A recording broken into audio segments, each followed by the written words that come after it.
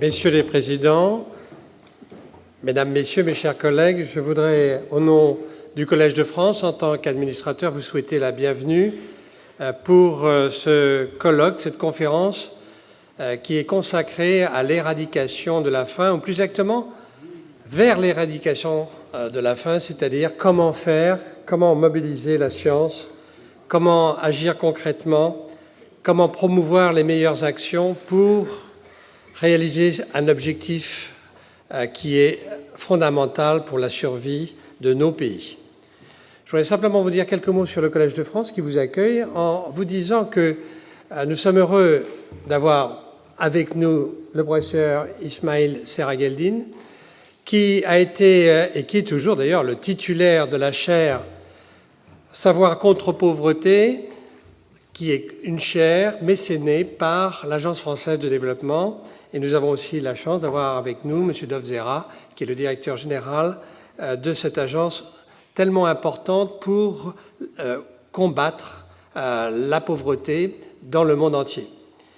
Cette chaire a été créée avec l'esprit qu'en acquérant plus de connaissances, plus de savoir, nous pourrions progresser. Donc c'est vraiment dans l'esprit du Collège de France que cette chaire a été créée.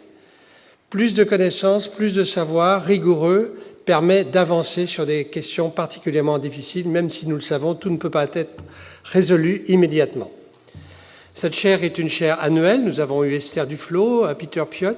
C'est une chaire qui attire beaucoup d'auditeurs qui viennent ici, et vous êtes nombreux aujourd'hui. Écoutez les cours. En français, la conférence sera donnée, comme vous l'a dit Ismail Serageldine, pratiquement exclusivement en anglais, mais vous avez des traductions possibles. Et d'autre part, cette chaire organise annuellement un colloque, une conférence, et c'est aujourd'hui donc ce colloque que nous allons suivre sur la faim. Sachez que la conférence sera très rapidement disponible sur le site web du Collège de France, en français, en anglais, en audio, en vidéo, sur iTunes, sur Dailymotion, et que donc il est possible, si vous avez manqué quelques minutes, quelques heures, une matinée de cette conférence, il vous est possible de rattraper, si je puis dire, le temps perdu, et aussi de diffuser à vos jeunes, à vos étudiants, aux dirigeants, à ceux que vous estimez importants pour conduire la lutte contre la faim, de diffuser cette information. Je dirais simplement que nous expérimentons, justement avec Ismail Serageldine, et je le remercie beaucoup, une petite micro, je dirais, expérience. Nous avons invité à écouter, durant les 18 heures, je crois, de leçons d'Ismail, nous avons invité 5 jeunes enseignants-chercheurs de pays émergents, 2 du Mali, 1 de Haïti, 1 d'Égypte et 1 du Liban, de Beyrouth, à venir participer au cours. Nous leur avons offert les possibilités matérielles de réaliser le voyage et l'hébergement. Nous leur avons fait visiter un certain nombre de laboratoires, de personnalités importantes en matière de lutte contre la faim. Ils ont écrit un petit rapport, ils ont proposé un projet de recherche et nous espérons constituer ainsi, avec l'aide d'Ismail Serageldine, un réseau, un network, un petit réseau, je dirais, de jeunes provenant de pays émergents qui vont transmettre, qui vont diffuser, qui seront la courroie de transmission du savoir qui est enseigné ici. Donc voilà, je vous souhaite une excellente après-midi. Je donne tout de suite la parole à Ismail Serageldine et à Dovzera pour vous dire l'objectif de cette conférence et la présenter dans ses grands traits. Encore une fois, merci beaucoup d'être ici.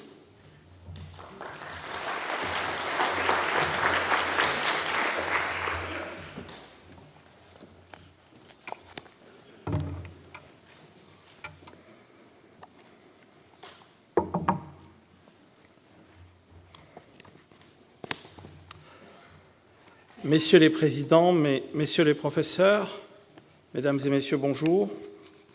Je suis particulièrement heureux d'ouvrir cette ambitieuse conférence sur l'éradication de la faim dans le monde. Je remercie tout particulièrement le Collège de France de nous accueillir et je constate avec satisfaction l'importance de l'assistance à une heure un peu particulière. Je tiens à remercier les intervenants qui vont animer les débats au cours de ces 2 journées, plus particulièrement le professeur Sarah Geldin, cher Ismaël, titulaire de la chaire Savoir contre pauvreté, sans qui cet événement n'aurait pu avoir lieu. La qualité des invités promet de passionnants échanges. 1 milliard d'individus sont encore aujourd'hui touchés par la faim dans le monde. C'est plus qu'il y a 40 ans. Ne s'est-il donc rien passé au cours des 4 décennies écoulées? Si, bien sûr. Nous sommes tout d'abord bien plus nombreux qu'il y a 40 ans, la population mondiale ayant pratiquement doublé, passant de 3,5 milliards à près de 7 milliards d'habitants. Il y a toujours derrière nous l'ombre de Malthus qui rôde. La proportion de la population mondiale touchée par la faim a donc été divisée par 2 en 40 ans, ce qui représente certes un progrès considérable, mais bien sûr insuffisant. Dans certains pays, comme la Chine, l'Inde ou le Brésil, des pans entiers de la société sont sortis de la pauvreté et de la faim, mais dans d'autres régions, ce fléau sévit avec toujours autant d'intensité. Entre le début des années 70 et le milieu des années 90, la faim a régulièrement reculé. Mais elle n'a pas été éradiquée malgré les développements de la richesse et des techniques. Depuis le milieu des années 90, elle est même repartie à la hausse, sous l'effet de 3 facteurs. Tout d'abord, la généralisation des plans d'ajustement structurel, et notamment en Afrique subsaharienne.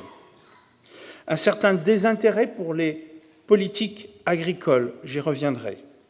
Et depuis quelques années, une hausse sans précédent des prix alimentaires sous la conjonction d'une forte croissance de la demande et de la multiplication des chocs d'offres. La crise des prix alimentaires en 2008 a révélé les fragilités d'un système alimentaire mondial qui ne répond pas bien à la croissance de la demande générée par la démographie et la hausse des revenus, sans oublier les déstabilisations occasionnées par des accidents climatiques de plus en plus répétés et violents. La nouvelle montée des prix depuis fin 2010 et les événements politiques et sociaux de janvier 2011 qu'ont connus certains pays nous montrent à nouveau que les épisodes de flambée des prix constituent des facteurs de déstabilisation majeurs pour les pays en développement. En 2050, il faudra nourrir 9 milliards de personnes. Allons-nous assister à une aggravation de la situation? Le professeur Sarah Geldin a démontré que la faim pouvait être éradiquée à condition de s'en donner les moyens, à condition d'en déterminer la volonté. Il faut pour cela s'attaquer à la question sous ses diverses facettes. Production agricole, évolution des régimes alimentaires, gouvernance mondiale notamment. Je voudrais, si vous le permettez, centrer mon propos sur l'Afrique et montrer comment un acteur comme l'Agence française de développement essaye de contribuer au combat de l'éradication de la faim. Car si la majorité des personnes souffrant de malnutrition chronique se trouvent majoritairement en Asie et dans le Pacifique, l'Afrique, et en particulier sa partie sahélienne, reste la plus vulnérable. Avec un disponible de seulement 2400 calories par jour et par habitant, le continent importe 10% de ses calories alimentaires, alors qu'il était, au début des années 60, exportateur de 10%. L'Afrique subsaharienne compte aujourd'hui 850 millions d'habitants. En 2050, le continent en comptera 1 milliard de plus. Il y aura 1,8 milliard d'habitants en 2050 en Afrique subsaharienne. Nourrir cette population constitue un défi immense. Pour éviter tout choc alimentaire, il convient de multiplier par 3 la production alimentaire du continent. Le continent africain dispose d'atouts majeurs, un important potentiel de ressources naturelles, et des gisements significatifs de productivité. Correctement valorisés, ces atouts modifieront radicalement la situation alimentaire du continent. Nous pouvons modifier la situation. Il faudra pour cela transformer en profondeur les secteurs agricoles, car la modernisation, la mécanisation et le développement de l'agriculture et de l'agro-industrie africaine constituent la seule véritable, l'unique véritable solution pour mettre le continent à l'abri des risques liés à l'incertitude des marchés mondiaux. L'Afrique subsaharienne est la priorité absolue de notre politique de coopération. La première priorité. L'action de l'Agence française de développement traduit cette priorité africaine. En 2010, le continent a bénéficié de 40% de notre engagement financier en faveur des pays en développement.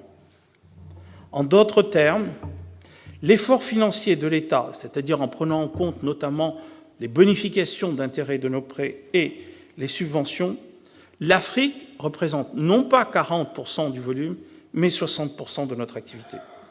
Et cette proportion est amenée à croître dans les 2 prochaines années. Cela va faire partie d'un contrat d'engagement que l'Agence va prendre avec ses autorités de tutelle. Au-delà de cette concentration géographique, nous concentrerons nos interventions en Afrique subsaharienne sur l'agriculture et les agro-industries. On le sait, les politiques agricoles ont été les grandes orphelines des années 90 et des premières années du XXIe siècle.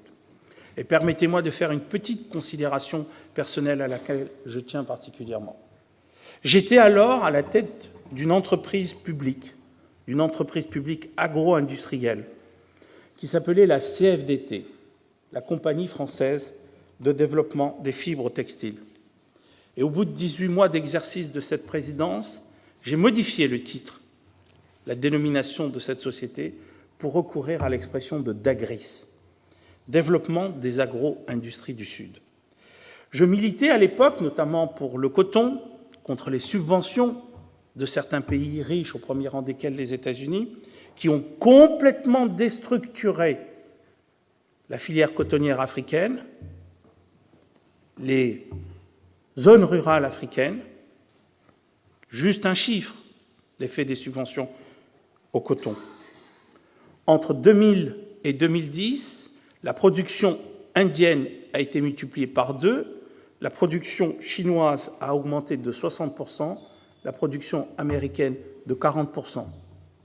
Dans le même temps, la production africaine qui fait nourrir directement et indirectement 500 000 personnes diminuait pratiquement de moitié. Je militais pour que les États africains et les bailleurs de fonds ne se détournent pas de ce qui me semblait et me semble toujours être le principal défi du continent, à savoir le développement de son agriculture. Au-delà de son rôle cardinal dans l'éradication de la faim, le développement de l'agriculture aide à répondre aux autres enjeux auxquels est confronté le continent.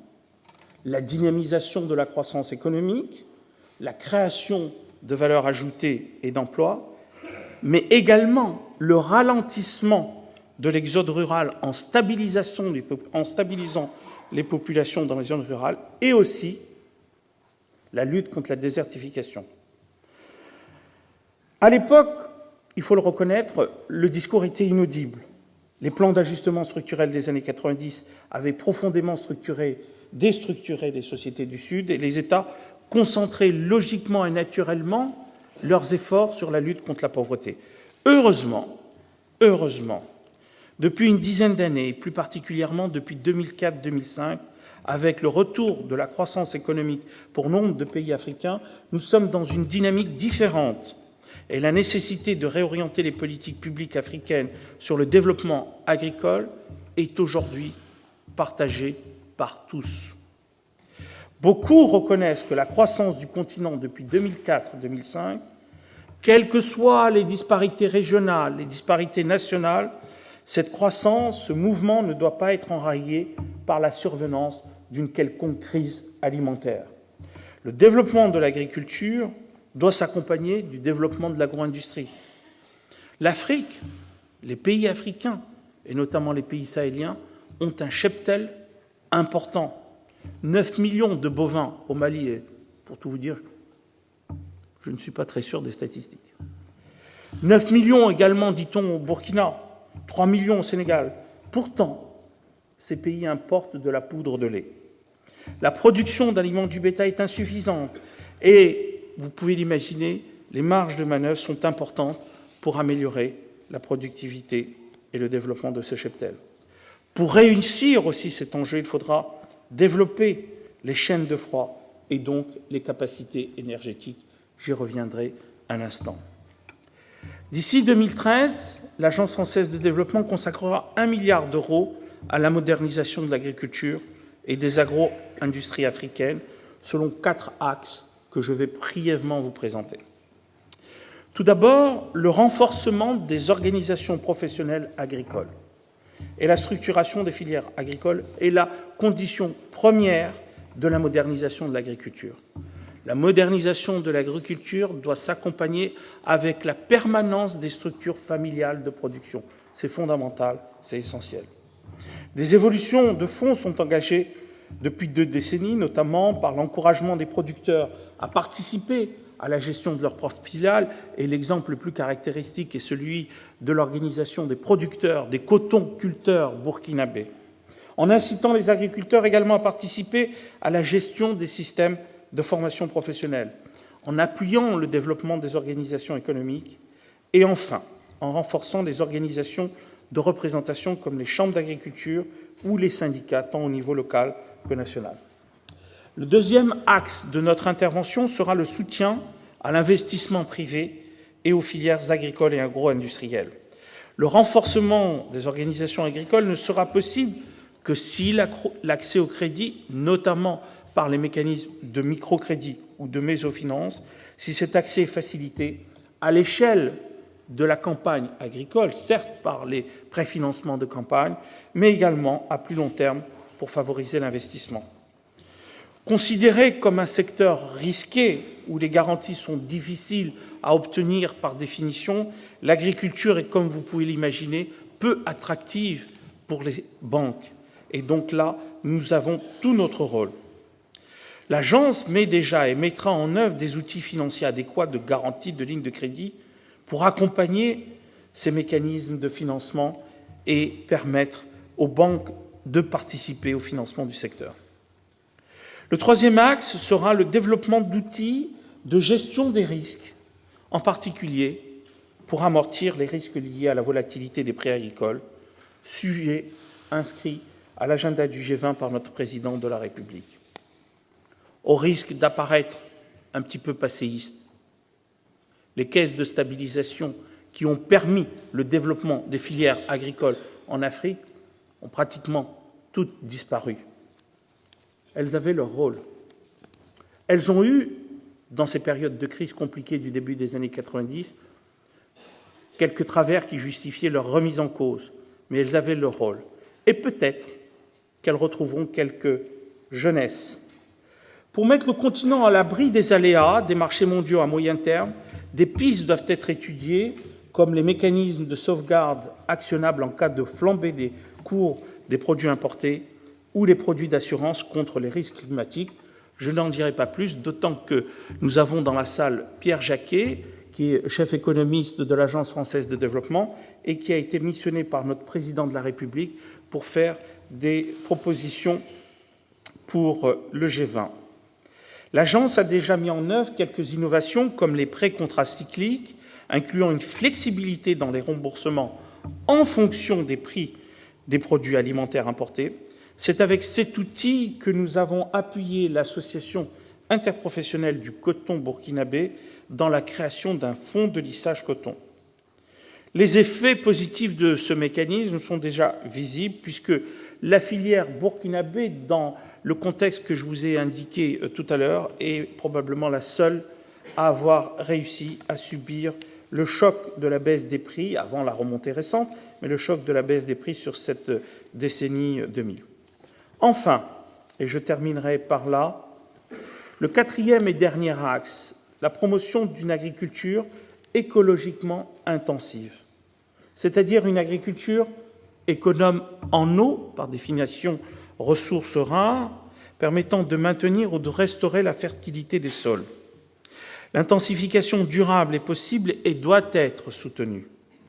Dans la vallée du fleuve Sénégal, nous appuyons depuis 10 ans des projets portant sur la diversification et l'intensification de l'activité agricole.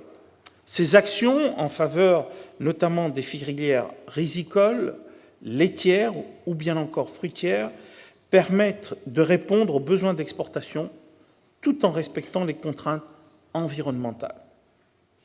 Mais, et je terminerai par là, le développement de l'agriculture ne sera possible que si, dans le même temps, les infrastructures, et en particulier les infrastructures routières et énergétiques, sont développées. Les besoins sont gigantesques. Sur les 10 prochaines années, on estime que pour combler le déficit de l'Afrique en matière d'infrastructures, il faudra investir 67 milliards d'euros, dont près de la moitié pour l'électricité. Cela permettra, en retour, d'accélérer la croissance. Aujourd'hui, il est estimé que le délabrement ou l'absence d'infrastructures ampute chaque année la croissance du continent de 2 points de PIB. Pour que son soutien à l'agriculture et aux agro-industries soit efficace, l'Agence est également très impliquée dans le financement des infrastructures. Nourrir convenablement 7 milliards de personnes aujourd'hui, 9 milliards en 2050, je l'ai dit en introduction, je le dis en conclusion, c'est possible. Les solutions existent pour mettre un terme au problème de la faim, mais elles ne pourront être mises en œuvre sans réelle volonté collective. C'est non seulement au pouvoir public, mais à la société civile dans son entier qu'il faut faire appel. Cette conférence, et je remercie encore une fois le professeur Seragaldine, cher Ismaël, cette conférence doit d'apporter quelques propositions concrètes qui, peut-être, pourquoi pas, pourraient être remises au ministre de l'Agriculture qui se réuniront les 22 et 23 juin dans le cadre du G20 agricole. Peut-être qu'alors, l'espoir se transformera en réalité. Merci.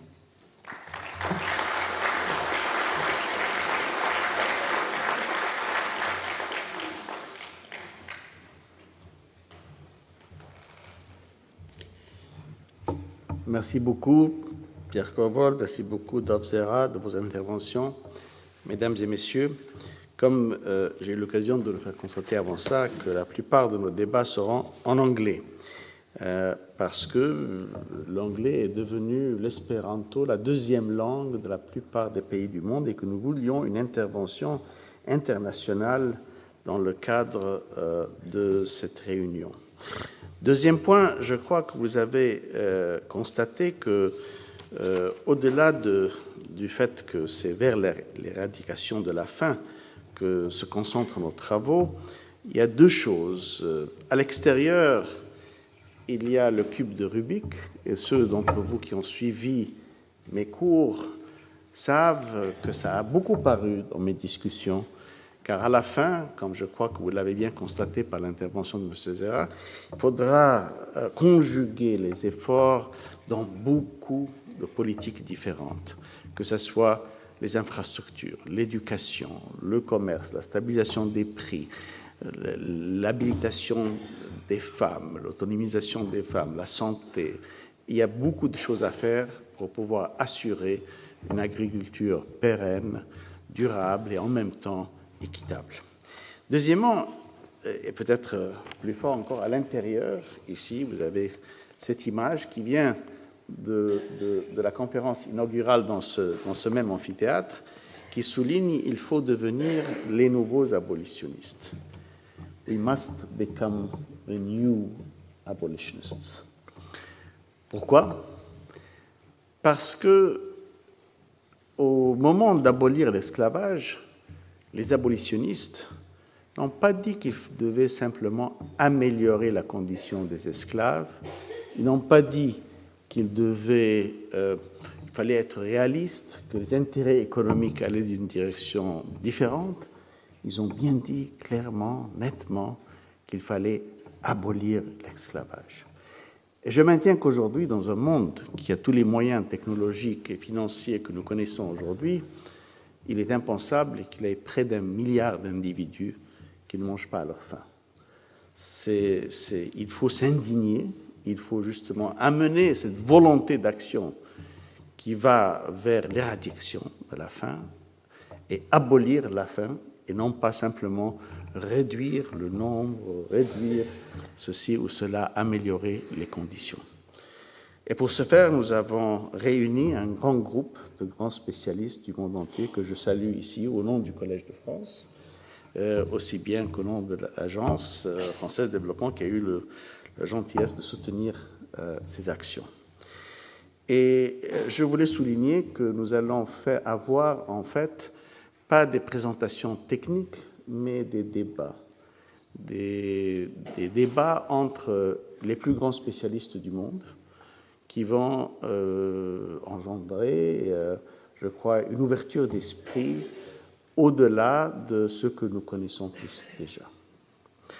Alors, permettez-moi donc de nouveau de remercier M. Corvol, de remercier M. Zera, et peut-être d'inviter notre premier panel de se présenter vers ceci, pendant que je vais les introduire et les présenter pour qu'on puisse commencer nos débats.